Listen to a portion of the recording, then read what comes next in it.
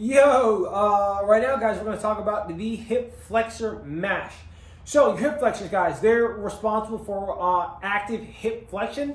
That's the ability for your knee to go above your hip crease. So, anything that goes this motion here is going to be hip flexion. So, it happens while you're running, it happens while you're squatting, it happens when you hinge, it happens pretty much in it's a hinging, and your ability to open up and close your hip is a functional pattern. So hip flexion is a big part of functional patterns.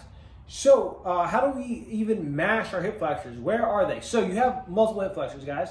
You have a bunch of muscles that can add secondarily to hip flexion, like your TFL can technically be a hip flexor. Your major ones that I usually like to talk about are your psoas, your iliacus, and your rectus femoris. So, psoas and iliacus can sometimes be tough to get to. So, if this is your spine and your hip and the front of your hip is here, your hip flexor attaches at the front of your leg, goes through and attaches to the back of to the inside of you. So the front of your spine, but the back of your thoracic cavity, if you were a bug. I'm trying to figure out what a good way to call it was. Torso, I guess. Essentially, your hip flexor attaches to the back of that. So essentially, if you have low back pain, it could be a cause from your hip flexors, if your hip flexors are dysfunctional.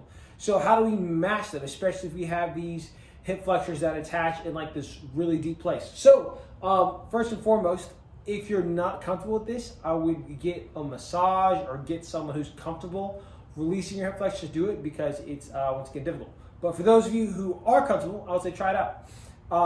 So I have a 53-pound kettlebell, and I'm going to try to use that to mash my hip flexors.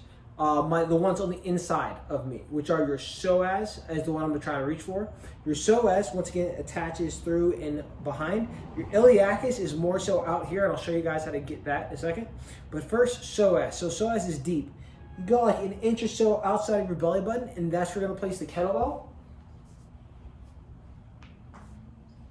So here, that's where I place the kettlebell. 1 second. Ooh. And guys, you're going to want to let the kettlebell sink in. Okay, so if you're engaging your core really, really tight, your kettlebell cannot get to where it needs to be, because once again, the hip flexor is on the inside of you. So it's really important to let that bad boy sit and get there. Afterwards, guys, after I've hit it, I can lengthen and shorten my hip flexor and mobilize it by lifting my leg, bringing my leg into hip flexion, and then bringing it back down. So this is what we would call mobilizing the hip flexor and actively working on making that muscle tissue more functional. Boom. And that's me, once again, attacking my psoas. Now, I use the kettlebell and a heavy one at that. That is not your only option as far as tools are concerned, right? If you have a theracane, you can use that as well. But that'll be more so of a forceful action on your part and a lot of stabbing. Ugh. Apparently I need this, guys.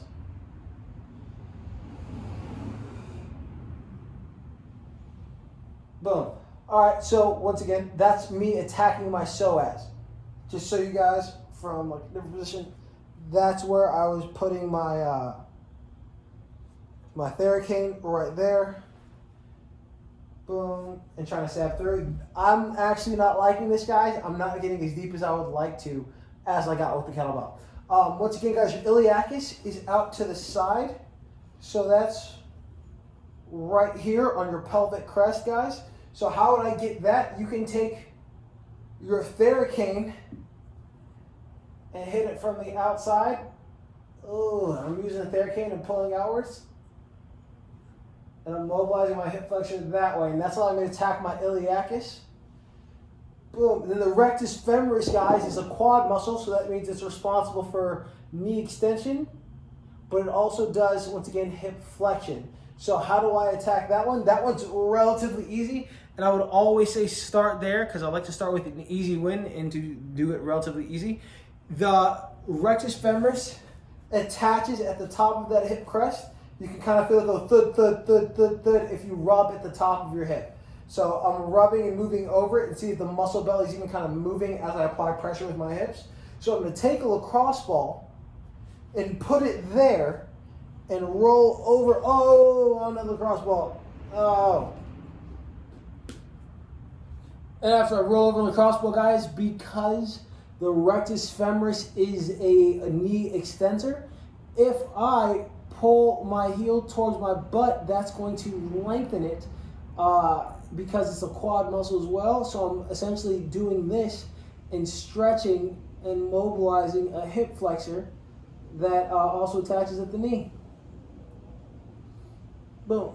But yeah, guys, so once again, the 3 different hip flexors we talked about today were the psoas, the iliacus, and you can call that pretty much like an iliopsoas complex. They work in unison and work together, pretty much attached there. And then we talked about the rectus femoris. So if in order of difficulty or order of easiness to approach, what I recommend is starting at your rectus, then working on that, mobilizing that may get rid of any kind of hip tightness that you have. If that doesn't work, of course, then I would say go to the iliacus. Iliacus, once again, easier to access, especially if you have a therogain. And once again, psoas is probably the hardest one and most uncomfortable hip flexor to mobilize because of how deep it is to you. And if you're unable to get it, if you're unable to comfortably mobilize the tissue, I would say go get a deep tissue or soft tissue or trigger point massage to help release that hip flexor. It's easier when you don't have to do it yourself.